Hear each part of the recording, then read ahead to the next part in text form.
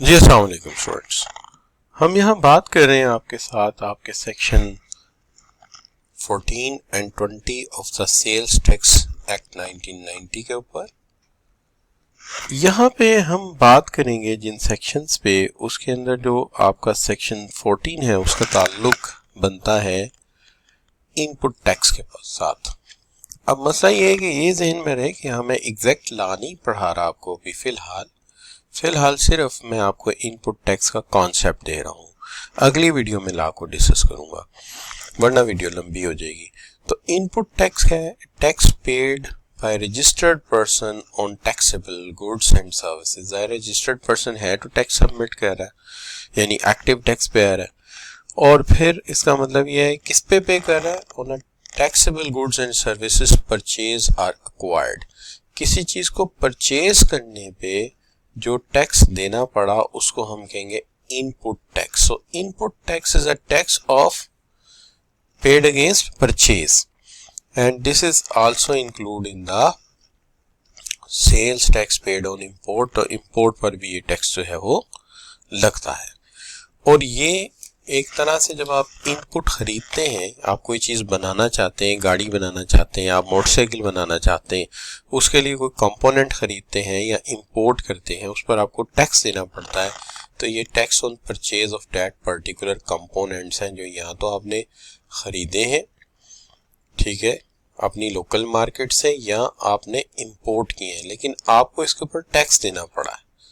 तो हम इसको कहेंगे ये टैक्स जो है ये आपका इनपुट टैक्स है, क्योंकि ये component as an input use हो रहे हैं गाड़ी बनाने में या मोटरसाइकिल बनाने में, तो लिहाजा ये इनपुट टैक्स है। एक बात रिपीट करते हैं अपनी बात को कि मुझे गाड़ी बनानी है, मोटरसाइकिल बनानी है, उसके लिए मुझे कुछ कंपोनेंट्स चाहिए हैं, या वो कंपोनेंट मैं लोकल मार्केट से खरीदता हूँ या मैं इंपोर्ट करता हूँ, लेकिन उन कंपोनेंट के ऊपर वैल्यू एडेड या सेल्स टैक्स मुझे पे करना पड़ा। तो इस टैक्स को मैं इनपुट टैक्स कहूंगा, चूंकि ये पुर्जे मेरे इनपुट है, ठीक है, और वो जो कार है वो मेरी आउटपुट है, ठीक है।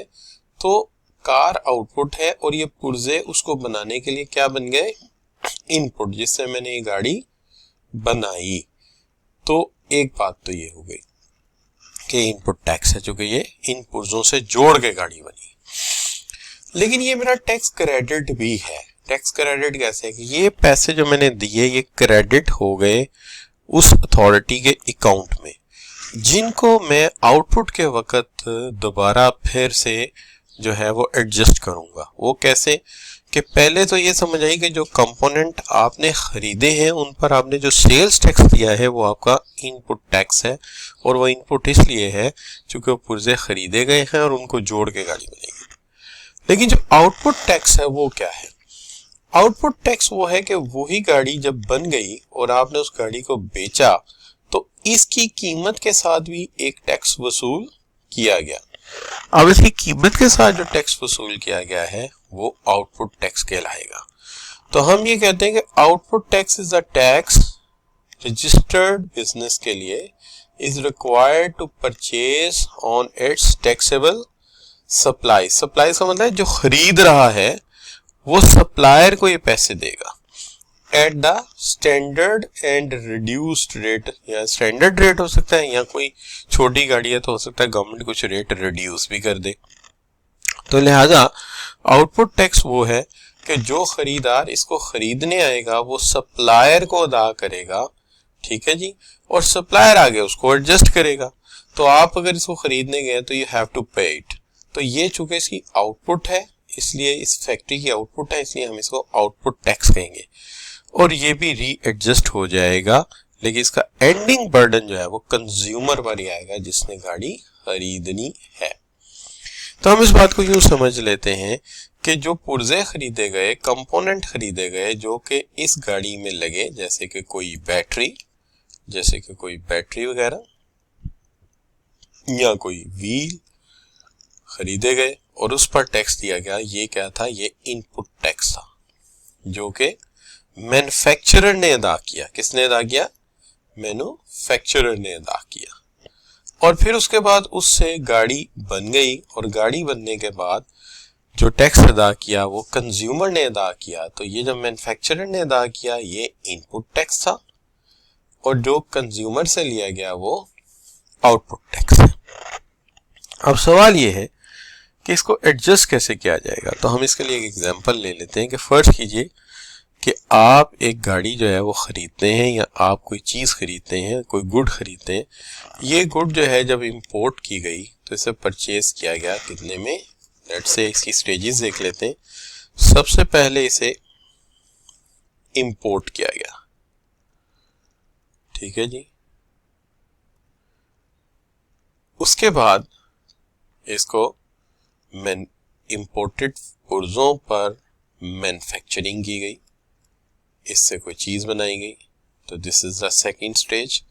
तो हर वैल्यू एडिशन पे टैक्स को हम फर्ज करते हैं, लगाया जा सकता है, लिहाजा हम फर्ज कर लेते हैं कि हर वैल्यू एडिशन पे टैक्स लगाया गया है। उसके बाद होलसेलर पे पास चीज आई तो वहां पे भी उसका जो है वो टैक्स लगा, और फिर उसके बाद ये चली गई किसके पास, रिटेलर के पास, और रिटेलर ने आगे फॉरवर्ड कर दी किसको जी, कस्टमर को। तो आखिरी टैक्स किसने देना है, आखिरी टैक्स कस्टमर बेचारे को पे करना है। तो लिहाजा इंपोर्ट जब किया था तो आपने 300 में एक चीज खरीदी, इस पर 17% टैक्स जो है वो बनता है 51 रुपीज। लेकिन जब आपने इसे आगे इंपोर्टर ने इसे सेल किया तो उसने किया 400 पे, तो सेल करने पे जो टैक्स है ये इसका इनपुट टैक्स है, इनपुट टैक्स। लेकिन सेल करने पे 17% फिर लगा, लेकिन ये अब इसने सेल कर दिया, तो परचेज करने पे इनपुट था तो सेल करने पे आउटपुट टैक्स लग गया। अब जो डिफरेंस है वो एडजस्ट करेगा, वो 68 में से 51 वो वाले माइनस कर देगा जो उसने अदा किए थे पुर्जा खरीदते वक्त या इंपोर्ट करते वक्त, और बाकी जो बच जाएगा उसको वो डिक्लेयर जो सबमिट कर देगा। तो लिहाजा इंपोर्टर 51 पहले पे कर चुका है इनपुट के तौर पे, तो इनपुट में वो पहले से पे कर चुका है। जब उसने 300 का कंपोनेंट खरीदा तो वो 51 रुपीस पे कर चुका था। अब जबकि वो आउटपुट की बात कर रहे हैं, उसने वही चीज बेची, तो 17% के हिसाब से 68 आउटपुट टैक्स बना।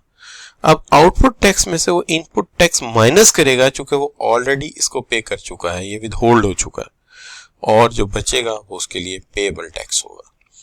अब वो चीज मैन्युफैक्चरर के पास गई, उस जाहिर है अब मैन्युफैक्चरर ने इससे एक्चुअली खरीदी थी और उसको 17% देना पड़ा, जो क्या बनता है 68%। तो अब ये इसका इनपुट टैक्स है। उसने मैन्युफैक्चर करने के बाद इस चीज को 800 में बेचा, और 800 में जब बेचा तो उस पर भी 17% टैक्स वैल्यू एडेड लगा, सेल्स टैक्स लगा, तो ये बन गया 136, ये इसका आउटपुट टैक्स है। चूंकि ये 68 पहले पे कर चुका है, लिहाजा ये 136 में से 68 को माइनस करेगा, यानी हर बंदा जो इनपुट लेगा उसमें जो उसने टैक्स दिया होगा उसको वो माइनस करके जो रिमेनिंग होगा वो पे करेगा। अब ये होलसेलर के पास आ गया कितने में, 800 में। तो 800 में एक्चुअली इसने जब 800 में खरीदा तो 136 अब इसका इनपुट टैक्स हो गया। अब जब ये इसको बेचेगा, ठीक है, तो फर्ज कीजिए ये बेचता है 1000 में, तो 1000 बेचता है तो 17% के हिसाब से 170 रुपीज इसका आउटपुट टैक्स होगा। अब इनपुट खरीदते वक्त इसने पहले 136 पे किए थे, लिहाजा क्या होगा 170 आउटपुट टैक्स में से ये 136 माइनस करेगा, और रिमेनिंग बैलेंस जो है वो टैक्सेबल होगा, जो उसको अदा करना होगा, जो चूंकि 170 में से 136 पहले ये पे कर चुका है। अब आगे रिटेलर के पास ये चीज आ गई 1000 में, ठीक है जी, तो इसको जो टैक्स देना पड़ा इसके साथ वो 170 हुआ। अब ये इसका इनपुट टैक्स है। अब जब ये इसको बेचता है फर्ज कर लीजिए 1100 में, तो इसका ये टैक्स बन गया 187, ये इसका आउटपुट टैक्स हो गया। अब ये जो है फिर आउटपुट टैक्स यानी जो इसका 187 है उसमें से जब ये 1000 पे किया था इसके साथ ही ये टैक्स पे हो चुका था, ठीक है, यानी इसने ये खरीदा होगा 1170 में। तो 1170 में खरीदा होगा तो 170 इसमें से माइनस हो जाएंगे, तो इसको जो एक्चुअली रिमेनिंग बैलेंस पे करना पड़ेगा टैक्स का जो पेएबल होगा एट दैट टाइम वो होगा 17।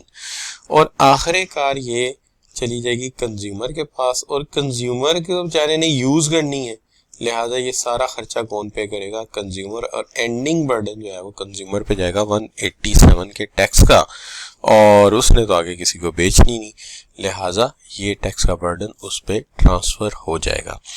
अलगर्ज हमने ये देखा कि हर शख्स जो चीज खरीद रहा है उस पर जो टैक्स दे रहा है खरीदते वक्त वो इनपुट टैक्स है, और बेचते वक्त प्राइस के साथ जो वो वसूल कर रहा है वो आउटपुट टैक्स है। जब भी वो टैक्स देने लगेगा अपने आउटपुट टैक्स में से इनपुट टैक्स माइनस करेगा, चूंकि वो पहले ही इस टैक्स को अदा कर चुका है, और रिमेनिंग डिफरेंस को जो है वो पे करेगा। इस तरह टैक्स इंपोर्टर से एड इन होता हुआ मैन्युफैक्चरर से होलसेलर, और होलसेलर से रिटेलर के पास जाएगा, और आखिर में जैसा कि मैंने कहा था ना कि सेल्स टैक्स को क्या कहते हैं उर्दू में, बिक्री टैक्स, और हम सब लोग क्या कहते हैं इसको, हम कहते हैं बकरी टैक्स। तो आखिर में बकरी अवाम को ही बनाया जाएगा। सो लिहाजा यहाँ पे हम इस वीडियो को वाइंड अप कर देते हैं। इसके ऊपर एक वीडियो और रिकॉर्ड करेंगे जिसके अंदर एग्जैक्टली वो लैंग्वेज इस्तेमाल करेंगे जो लॉ में लिखी हुई है। Thank you very much for joining. Allah.